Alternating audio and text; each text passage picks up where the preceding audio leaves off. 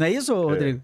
Temos aqui pontinhos que temos que discutir tecnicamente, mas é melhor que não tenha ninguém assistindo, não é? Tem isso. Então, existem questões de conflito, de divergência de visão. Tem, Deus é um só. E quando ele nos olha, ele nos vê na realidade. Mas e quando a gente olha para ele? Não é? Quando a gente olha para ele, a gente vê com a cor dos nossos olhos, não é? Então, o cristianismo tem uma visão. O judaísmo tem uma visão. E interessante, dentro do judaísmo tem várias visões, não é? Tem costumes diferentes. A raiz é a mesma, a Torá é uma. Existem costumes porque os judeus se espalharam pelos 4 cantos do mundo, nos exílios, e cada comunidade acabou adotando alguns costumes, e esses costumes são sagrados.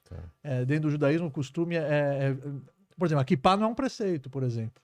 Não é uma mitzvah da Torá, kippá, mas virou algo que é um costume que virou lei. Quer dizer, você não vai ver um judeu praticante sem a kippá, porque ao longo da história, pelo exílio, surgiram costumes, surgiram algumas diferenças, mas não na regra principal.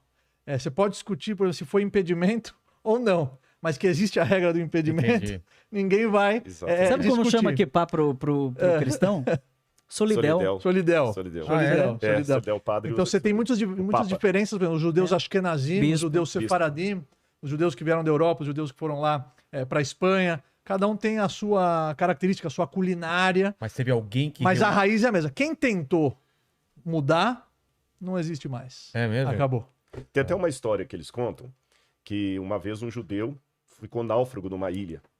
Ele ficou náufrago numa ilha e sobreviveu. E depois de um tempo, um navio passou e achou o judeu ali e viu que bacana. Ele havia construído 2 sinagogas, né, para reforçar a fé dele. Aí o pessoal, mas que bacana, você manteve os seus princípios, mesmo solitário numa sinagoga, você construiu a sinagoga. Agora a gente não entendeu uma coisa. Construir uma sinagoga, a gente até entende, mas para que 2? Ele falou, para eu ter certeza em qual que eu não entro. Então, quer dizer, agora, eu quero só falar uma coisinha aqui acrescentando, que o padre falou muito bem da Trindade. Então a gente até fala assim, Deus é 1, 2, 3, quanto mais melhor, né? E você vê que o padre tem uma alegria especial, né? Mas ele não tem sogra. Não tem... É verdade. Agora esculhambou. Eu senti ele animado. É verdade. É uma alegria. Agora caiu a ficha. É que meu pai, de saudosa memória, faleceu com 51, eu já tenho 57. Quando eu voltava do seminário, eu entrei no seminário com 11 anos. Eu ficava ouvindo os tios conversando e toda vez era o mesmo assunto. Por que padre não casa? Não é? Era esse assunto aí. E aí meu pai quietinho ouvindo, né? E todos eles brigavam com a mulher, e não sei o quê, e queriam que o padre casasse. Aí uma hora meu pai quieto, né? Aquele homem tímido, tava no canto dele e um tio perguntou, e Samuel? Samuel é o nome do meu pai. Meu avô era Samuel Jacó Reich.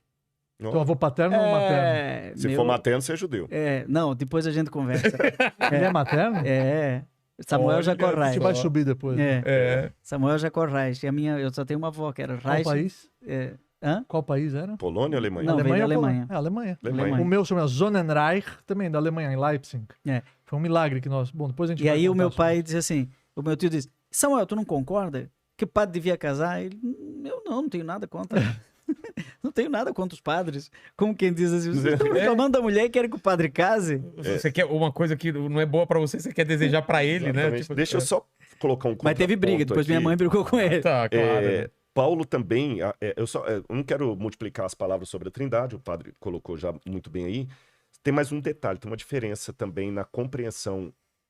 Eu vou falar de um judeu chamado Paulo em relação a outros judeus da época. Porque o cristianismo nada mais é do que uma dessas divisões do judaísmo. A gente não pode negar as nossas raízes judaicas.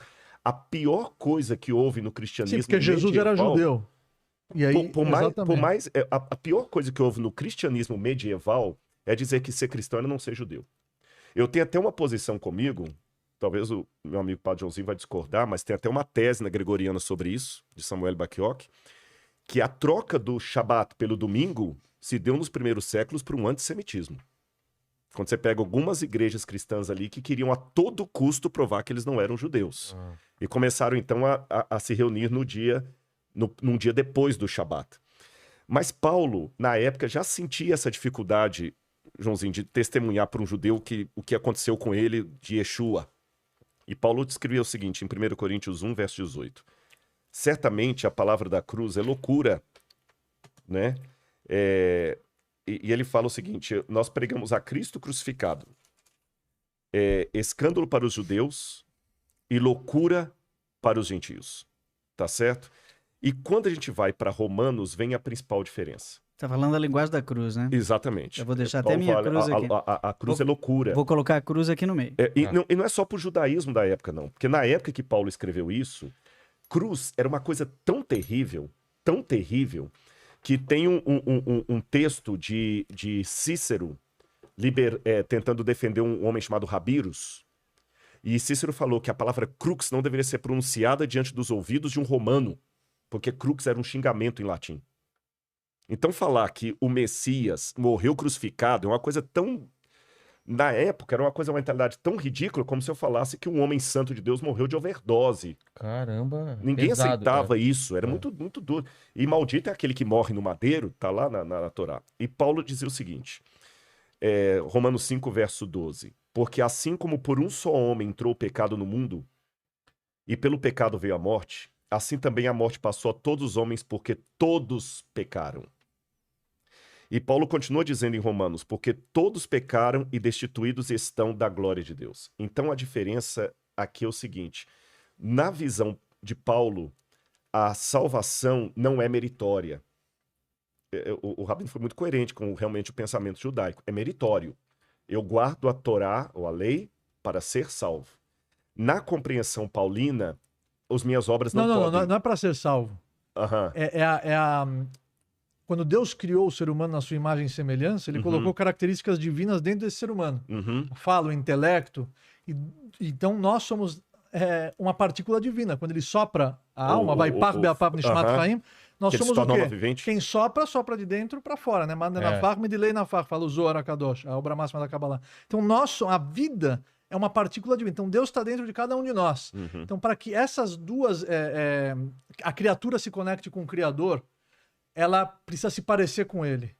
Então, assim como ele é por si próprio, nós também vamos adquirir esse mérito por nós mesmos, através dos preceitos. Isso, exatamente. Através dos preceitos. Esse é o ponto. Vai gerar a conexão. Na visão de Paulo, esse mérito não pode ser adquirido por mim mesmo.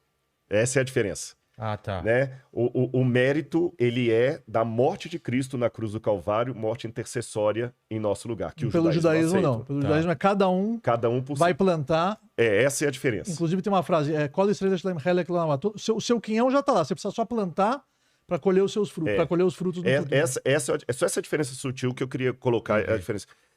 As obras não são o meio, né? Eu usei a palavra salvação aqui, que é uma palavra mais cristã até, né? As obras não são o meio nem a causa da minha salvação, mas o resultado dela. Tá. E essa leitura de Paulo, ela vai muito em Santo Agostinho. Santo Agostinho, ele teve uma vida pregressa, devassa, você sabe disso, não estou desrespeitando Santo Agostinho aqui, quem lê Confissões. E ele falou assim, parece que tem um poder ruim em mim que me aponta para coisa errada, porque quando eu era criança, tá nos Confissões, eu queria roubar as peras da casa do vizinho para comer. Por quê? Era fome? Não, tinha comida na minha casa. Era vontade de comer pera? Não tinha pera na minha casa. Era o velho homem que agia em mim, tá certo? Então essa é a diferença. Agora, eu vou fazer uma pergunta, se vocês me permitem os três aqui, que se eu tivesse em casa, Padre Rabino, eu faria. Tá. O pessoal tá falando aqui no comentário, tô fazendo o papel dele agora. Como é que é? Finalmente um podcast muito legal.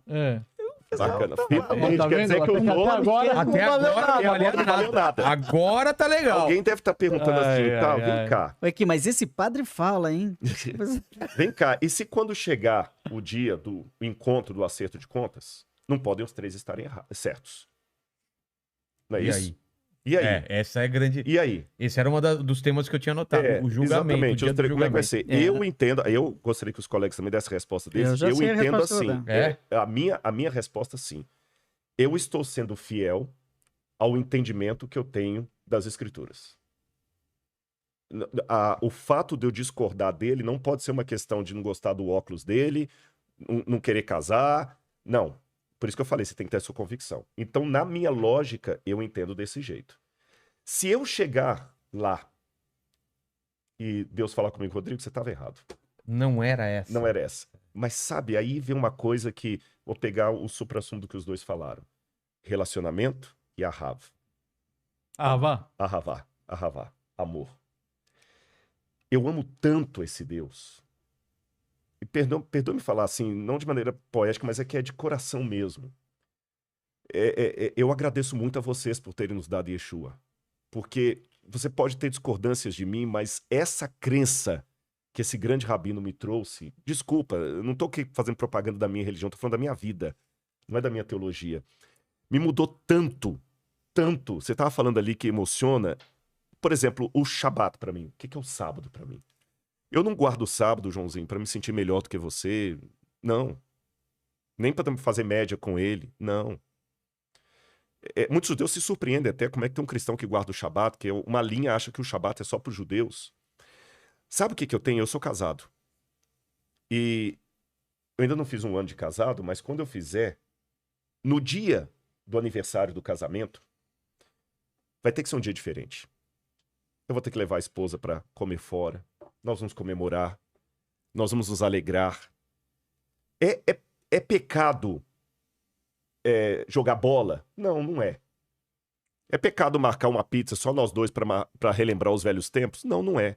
É pecado se você me convidar um dia para um talk show lá no seu programa? Não é. Mas desculpe, no dia do aniversário de casamento, não é apropriado. Não é apropriado, porque aquele dia é o dia que eu estou comemorando com ela. Mas o dia do aniversário do casamento só tem sentido... Ela gostou. Ela gostou. O dia do aniversário do casamento só tem sentido se eu tiver um casamento bom 364 dias no ano. Não adianta só esse dia. Porque aí eu chego nesse dia, eu tenho que comemorar. Eu amo esse Deus tanto no domingo, na segunda, na terça, na quarta, na quinta, na sexta, que a única diferença é que o meu Shabat é semanal, não é anual. Quando chega no Shabat, eu tenho alegria de dizer para as pessoas, eu tenho um Criador, eu amo. Agora, o Shabat só tem sentido na minha vida se eu ando com ele nos outros 6 dias. E ele acaba sendo um presente, que ele é um templo no tempo. Eu não preciso ir a lugar algum. O Shabat vem onde eu estiver. Então, eu não sei se eu estou fazendo só um adendo na questão das obras meritórias. Eu tenho que fazer os mandamentos por amor, por relacionamento. E se eu chegar lá no céu e ele falar comigo, Joãozinho, Rodrigo, você estava errado, era o domingo. Mas eu amo tanto. Vocês estão entendendo que... A ideia é essa. A ideia é essa. O Zohar, quando ele fala dos preceitos, ele não fala mandamentos. Zohar é a obra máxima da Cabala que explica mais a fundo o que está escrito nos versículos que nus e cruz pelo judaísmo não dá para entender nada. Vai virar esquete de... O versículo nu e cru pode virar esquete lá do Porta dos Fundos. Ou legalismo. Ou legalismo. Exato. A Torá oral que foi entregue junto para Moisés, é a explicação da essência daquele preceito, daqueles versículos, daqueles psukim. E ele escreve que os mandamentos não são mandamentos, são eitzot. São conselhos divinos para uma vida de qualidade, para uma vida significativa. Então nada é mais justo do que você ressignificar a sua vida como um momento de prazer. Um momento de prazer que nesse mundo ele existe, mas ele é limitado, e que esse prazer vai ser absoluto no momento certo e na hora certa. Então, o Criador nos criou para que nós possamos ter prazer. E o prazer máximo, ele é traduzido nessas vivências, em espiritualidade. Que aí ele não tem durabilidade, não tem começo, meio e fim. Ele é eterno. Sempre que você se lembrar daquela vivência, daquela boa ação, daquele estudo, daquele insight, você vai se sentir revigorado. Então, essa é a razão da existência pelo judaísmo. Essa é a razão da criação do universo pelo judaísmo. Deus te criou para você ter prazer. E tem prazer maior do que amar